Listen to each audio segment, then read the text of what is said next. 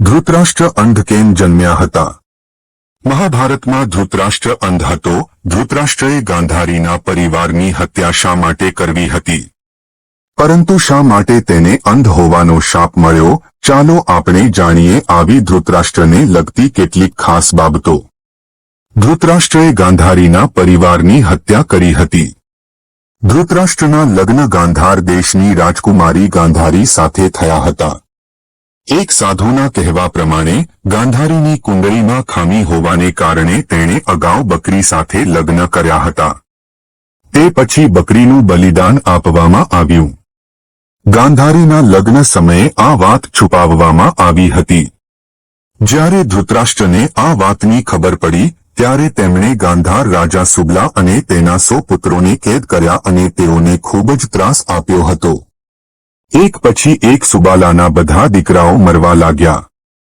તેને ખાવા માટે માત્ર એક મુઠ્ઠીભર ચોખા આપવામાં આવ્યા હતા.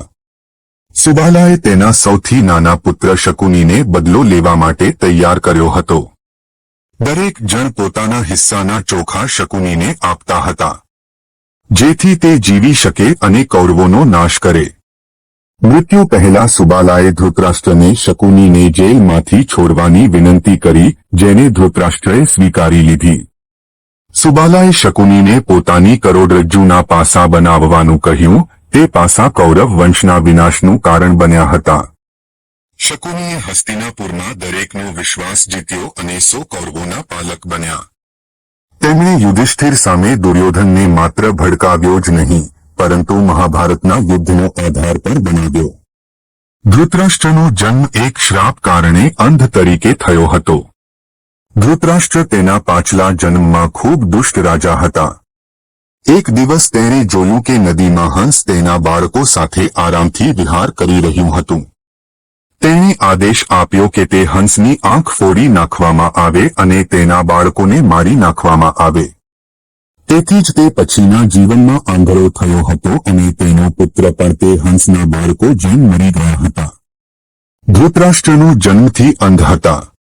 મહારાજ શાંતનુ અને સત્યવતીને વિચિત્રવીર્ય અને ચિત્રાંગદ એમ 2 પુત્રો હતા. ચિત્રાંગદ નાની ઉંમરે યુદ્ધમાં માર્યો ગયો હતો. આ પછી ભીષ્મે વિચિત્રવીર્ય સાથે કાશીની રાજકુમારી અંબિકા અને અંબાલિકા સાથે લગ્ન કરાવ્યા હતા. લગ્નના થોડા જ સમયમાં વિચિત્રવીર્યનું પણ માંદગીના કારણે મૃત્યુ થયું હતું.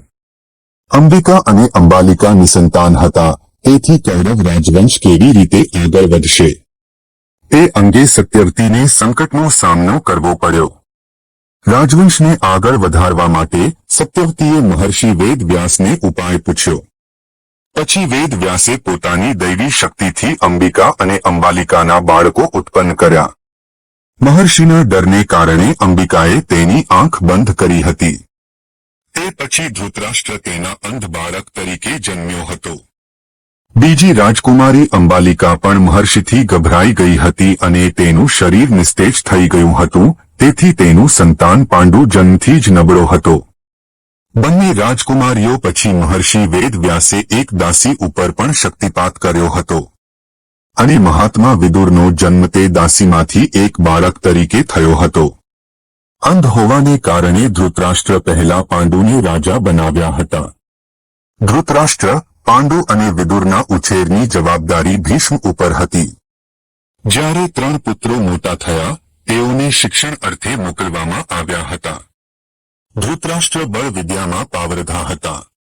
પાંડુએ તીરંદાજીમાં શ્રેષ્ઠ અને વિદુર ધર્મ અને નીતિમાં ઉત્કૃષ્ટ હતા. જ્યારે 3 પુત્રો મોટા થયા અને ધૃતરાષ્ટ્ર અંધ હોવાને કારણે નાના પુત્ર પાંડુને રાજા બનાવવામાં આવ્યા હતા. પાંડુના મૃત્યુ પછી ધૃતરાષ્ટ્રને રાજા બનાવવામાં આવ્યો હતો. ધૃતરાષ્ટ્ર તેમના પછી યુધિષ્ઠિરને રાજા બનવા માંગતા ન હતા. તેના બદલે તેઓ તેમના પુત્ર દુર્યોધનને રાજા બનવા માંગતા હતા. તેથી જ તેઓ પાંડવ પુત્રોની અવગણના કરતા રહ્યા. ધૃતરાષ્ટ્ર ભીમને મારવા માંગતો હતો. ભીમે ધૃતરાષ્ટ્રના પ્રિય પુત્ર દુર્યોધન અને દુશાસનનું બહુ જ નિર્દયતાપૂર્વક વધ કર્યો હતો. તેથી ધૃતરાષ્ટ્ર ભીમને રવા માંગતો હતો. યુદ્ધ પૂર્ણ થયા બાદ યુધિષ્ઠિર, ભીમ, અર્જુન, નકુલા અને સહદેવ કૃષ્ણ સાથે ધૃતરાષ્ટ્રને મળવા માટે પહોંચ્યા. યુધિષ્ઠિર ધૃતરાષ્ટ્રને પ્રણામ કર્યા અને બધા પાંડવોએ તેમના નામ લીધા પછી પ્રણામ કર્યા. શ્રી કૃષ્ણ મહારાજે મનની વાત પહેલાથી સમજી લીધી હતી કે તેઓ ભીમને નષ્ટ કરવા માંગે છે. જ્યારે ધૃતરાષ્ટ્રએ ભીમને ભેટી પડવાની ઈચ્છા વ્યક્ત કરી ત્યારે શ્રી કૃષ્ણએ ભીમની લોખંડની મૂર્તિ તુરંત ભીમની જગ્યાએ મૂકી દીધી. ધૃતરાષ્ટ્ર ખૂબ શક્તિશાળી હતો. ક્રોધમાં તેણે ભીમની લોખંડની પ્રતિમાને બંને હાથથી પકડી લીધો અને મૂર્તિ તોડી નાખી.